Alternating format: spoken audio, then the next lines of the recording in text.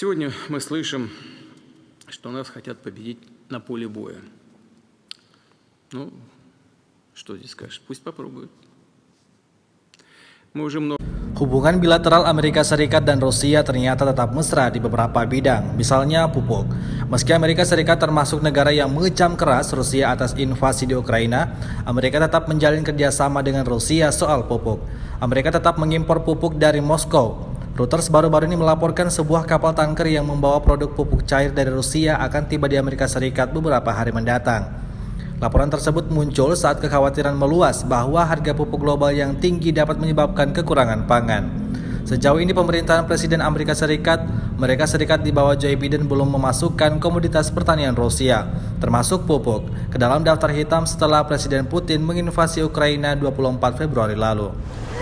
Selain kerjasama di bidang pertanian, Amerika Serikat dan Rusia juga mesra di bidang antariksa.